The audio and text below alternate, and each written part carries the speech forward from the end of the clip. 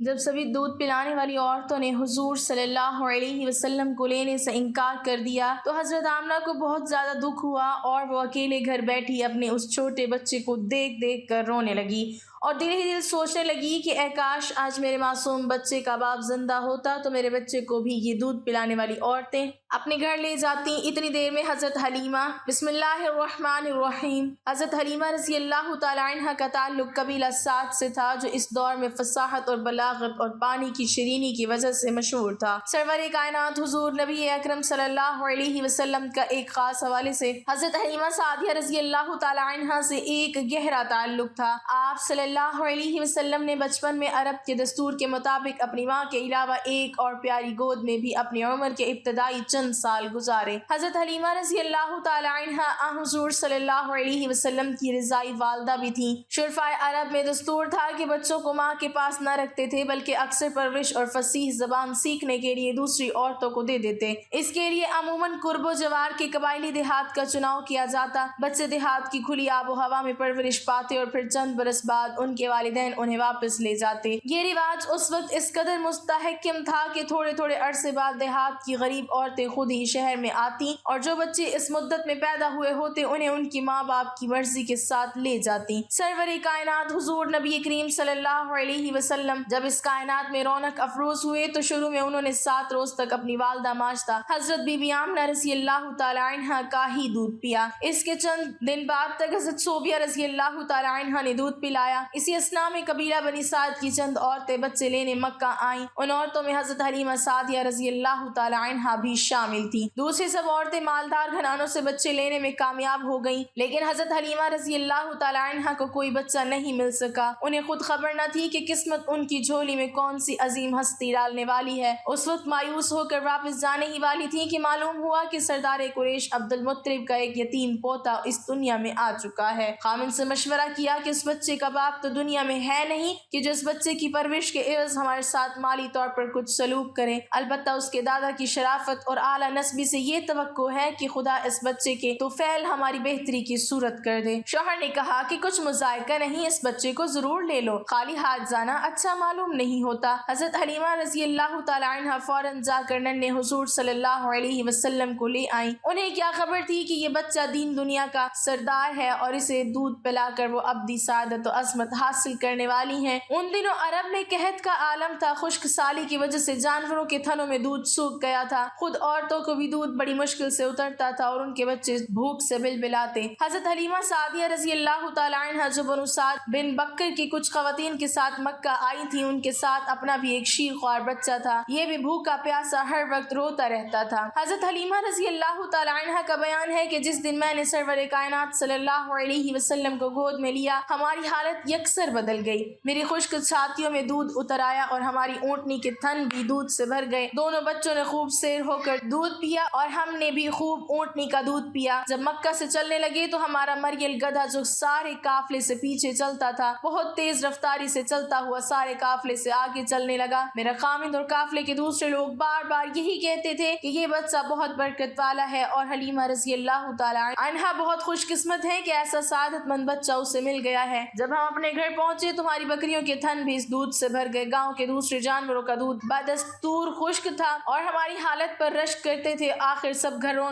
والے میرے جانوروں کے ساتھ اپنے جانور چرانے لگے، خدا کی قدرت سے ان جانوروں کے بھی دودھ اتر آیا۔ بس حضرت حلیمہ رضی اللہ تعالی عنہ اور ان کے گھر والے اس نصیبوں والے بچے پر سو جان سے فدا تھے اور نہایت محبت اور شفقت سے حضور صلی اللہ علیہ وسلم کی پرورش میں کوئی کسر نہ اٹھا رکھتے تھے۔ جب حضور صلی اللہ علیہ وسلم کی عمر مبارک 2 برس ہوئی تو حضرت حلیمہ رضی اللہ تعالی عنہ آپ صلی اللہ علیہ وسلم کو ساتھ لے کر مکہ میں حضرت آمنہ رضی اللہ تعالی عنہ کے پاس لے کر آئیں۔ حضرت آمنہ رضی اللہ تعالی عنہ حضور صلی اللہ علیہ وسلم کو دیکھ کر خوشی سے نہال ہوئی اور اپنے پیارے بیٹے کو بہت بہت پیار کیا۔ ماں کا بچے کو اب جدا کرنے کو جینا چاہتا تھا لیکن حضرت حلیمہ سعدیہ رضی اللہ تعالی عنہ نے کہا مکہ کی آب و ہوا اس وقت بہت خراب ہے، بہتر یہی ہے کہ آپ فی الحال اس بچے کو میرے پاس رہنے دیں۔ حضرت آمنہ رضی اللہ تعالی عنہ نے صورتحال کو سمجھتے ہوئے حضرت حلیمہ سعدیہ رضی اللہ تعالی عنہ کی بات مان لی اور یوں حلیمہ رضی اللہ تعالی عنہ آپ صلی اللہ علیہ وسلم کو پھر سے واپس اپنے قبیلے میں لے کر آئی۔ حضور نبی اکرم صلی اللہ علیہ وسلم نے 5 برس تک حضرت حلیمہ رضی اللہ تعالی عنہ کے پاس پرورش پائی، حتیٰ کہ واقعہ شق الصدر پیش آیا۔ اس کے بعد آپ صلی اللہ علیہ وسلم کو آپ صلی اللہ علیہ وسلم کی والدہ ماجدہ حضرت آمنہ رضی اللہ تعالی عنہ کے سپرد کر دیا۔ حضرت حلیمہ رضی اللہ تعالی عنہ اس کے بعد عرصہ دراز تک زندہ رہیں۔ ان کا سن وفات ٹھیک طرح سے دستیاب نہیں۔ سن 8 ہجری میں حضور صلی اللہ علیہ وسلم کی عمر مبارک جب 61 برس تھی، آپ صلی اللہ علیہ وسلم جعفرانہ میں گوشت تقسیم فرما رہے تھے۔ اس وقت حضرت حلیمہ رضی اللہ تعالی عنہ حضور صلی اللہ علیہ وسلم کے پاس تشریف لائیں۔ حضور صلی اللہ علیہ وسلم نے خود اپنی چادر مبارک بچھا کر ان کو بے حد تعظیم و تکریم کے ساتھ بٹھایا۔ گو کہ بعض روایات میں اس بات کی اس طرح تردید ملتی ہے کہ وہ حضرت حلیمہ سعدیہ رضی اللہ تعالی عنہ نہیں بلکہ ان کی بیٹی اور حضور صلی اللہ علیہ وسلم کی رضائی بہن تھی۔ حضرت حلیمہ رضی اللہ تعالی عنہ کی 2 بیٹیاں انیسہ اور حذافہ تھیں، جبکہ ایک بیٹا عبداللہ تھا۔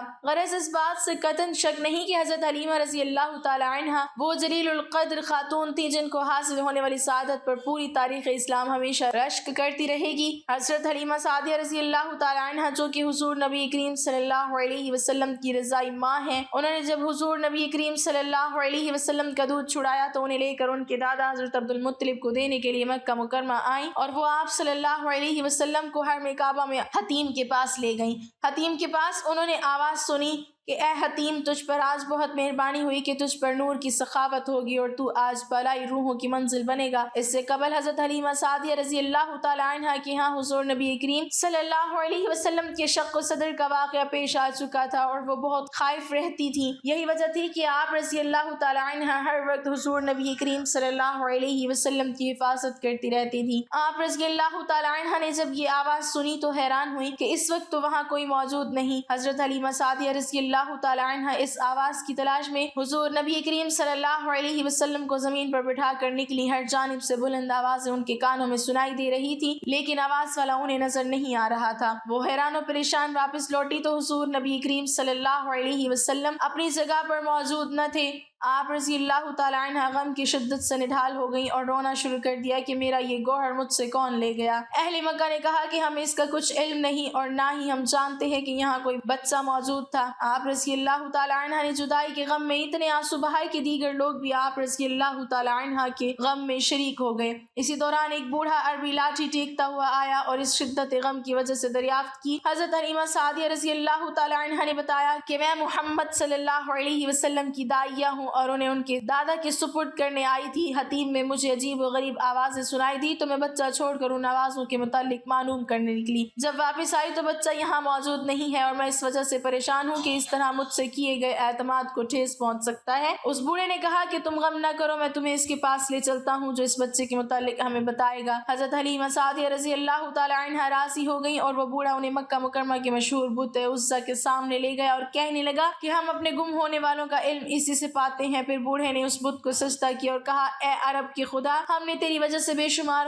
ہلاکتوں سے نجات پائی اور تیری مہربانیاں اہل عرب پر بے شمار ہیں اور تیرا حق ادا کرنا ہم اہل عرب پر لازم ہے۔ یہ اپنے گمشدہ بچے کے متعلق جاننا چاہتی ہے اور اس بچے کا نام محمد صلی اللہ علیہ وسلم ہے۔ جو ہی اس بوڑھے نے آپ صلی اللہ علیہ وسلم کا نام لیا، بت اوندے منہ گر پڑا اور کہنے لگا کہ تو اس بچے کو کیوں تلاش کرتا ہے جس کی وجہ سے ہم ذلیل اور رسوا ہوں گے؟ جو واقعات بت پرستوں نے ہمارے ساتھ دیکھے ہیں وہ ختم ہو جائیں گے اور اس نام والے کی وجہ سے ہمارا یہ مرتبہ ختم ہو جائے گا۔ اللہ کے لیے یہاں سے چلے جاؤ۔ اب حضرت محمد مصطفیٰ صلی اللہ علیہ وسلم کی آب و تاب کے سامنے ہماری شان مان پڑ چکی ہے۔ بوڑھے نے جب اس بت کی باتیں سنی تو گھبرا کر اپنی لاٹھی پھینک دی اور کانپنے لگا۔ حضرت حلیمہ سعدیہ رضی اللہ تعالی عنہ نے جب بت کی باتیں سنی تو بولی کہ اگرچہ اس وقت میں مصیبت میں مبتلا ہوں اور میں حیران ہوتی ہوں کہ مجھ سے ہوائیں باتیں کرتی ہیں، کبھی پتھر مجھے ادب سکھاتے ہیں، کبھی اس بچے کو غیب سے کچھ لوگ اٹھا کر لے جاتے ہیں، میں کس کے سامنے فریاد کروں؟ میں پریشان ہو گئی ہوں۔ میں ان معاملات کو جو میرے ساتھ پیش آئے ہیں انہیں راست رکھنا چاہتی ہوں اور میں اس کے علاوہ کوئی بات نہیں کرتی، اگرچہ لوگ مجھے پاگل ہی کیوں نہ سمجھیں۔ بوڑھا بولا کہ اے حلیمہ رضی اللہ تعالی عنہ، تو اس کی جانب سے فکر مند نہ ہو،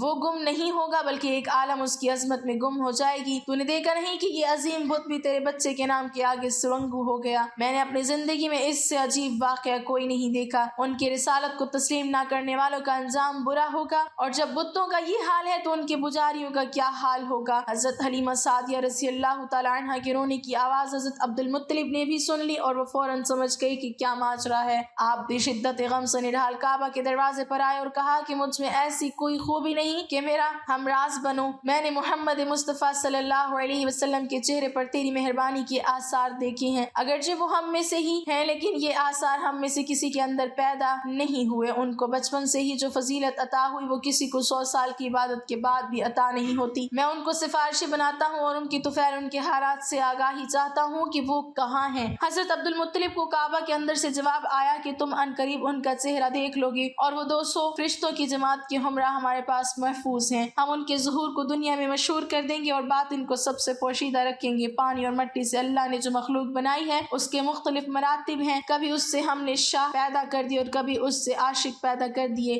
اس خاک سے لاکھوں عاشق اور معشوق پیدا کیے جاتے ہیں جو اس کی وجہ سے نالہ و فریاد میں مصروف رہتے ہیں۔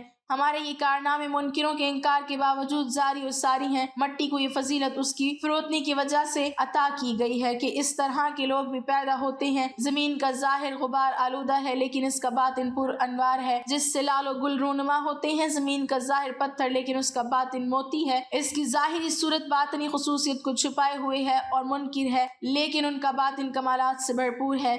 ظاہر و باطن کی جنگ جاری ہے، کبھی ظاہر غلبہ پاتا ہے اور کبھی باطن غالب آ جاتا ہے۔ بدصورت مٹی سے حسین و جمیل مخلوق کا پیدا کرنا اس کے باطنی حسن کو ظاہر کرتا ہے۔ زمین بظاہر روتی ہوئی سورج کی مانند ہے لیکن باطن میں مسرتیں پوشیدہ ہیں۔ اللہ عز و جل جب چاہتا ہے چھپے ہوئے کو ظاہر کر دیتا ہے۔ اللہ عز و جل آزمائش میں مبتلا کر کے انسانوں کی باطنی خوبیوں کو نکھارتا ہے۔ زمین نے بے شمار باکمال فرزند پیدا کیے لیکن حضور نبی کریم صلی اللہ علیہ وسلم جیسا کوئی بھی پیدا نہیں کر سکی۔ زمین اور آسمان کے ملاپ سے جب حضور نبی کریم صلی اللہ علیہ وسلم کا ظہور ہوا تو دونوں نے خوشی کا اظہار کیا۔ حضور نبی کریم صلی اللہ علیہ وسلم کی پیدائش نے زمین کو عروج عطا کیا کیونکہ اس کے ظاہر اور باطن اللہ عز و جل کے لیے جنگ کر رہے ہیں، اور جس کے ظاہر اور باطن میں اللہ عز و جل کے لیے باہمی جنگ ہو اس کی روح پر نور ہوتی ہے اور اس کے نور کو زوال نہیں ہوتا۔ حضرت عبد المطلب نے حضور نبی کریم صلی اللہ علیہ وسلم کے متعلق دریافت کیا تو انہیں آواز آئی کہ غم نہ کریں، وہ فلاں میدان میں فلاں درخت کے نیچے ہیں۔ حضرت عبد المطلب قریش کے سرداروں کو لے کر آپ صلی اللہ علیہ وسلم کی تلاش میں نکلے۔ حضور نبی کریم صلی اللہ علیہ وسلم کے تمام آباء و اجداد حضرت آدم علیہ السلام سے لے کر اب تک سردار ہوتے تھے لیکن آپ صلی اللہ علیہ وسلم کے ذاتی فضائل کے مقابلے میں نسبتی فضیلت ہیچ ہے۔ حضور نبی کریم صلی اللہ علیہ وسلم کا اصل جوہر نسب سے بے نیاز ہے۔ آپ صلی اللہ علیہ وسلم خیر الاخلاق پیدا کیے گئے اور اللہ عز و جل کی جانب سے تو معمولی انعام بھی صورت سے بڑھ کر ہوتا ہے۔ اللہ تعالی ہمیں آپ صلی اللہ علیہ وسلم کے نقش قدم پر چلنے کی توفیق عطا فرمائے اور ہمیں نیکوکاروں میں شامل کرے، آمین۔ ناظرین، کمنٹ باکس میں اللہ تعالیٰ کے 99 ناموں میں سے ایک نام ضرور ٹائپ کریں۔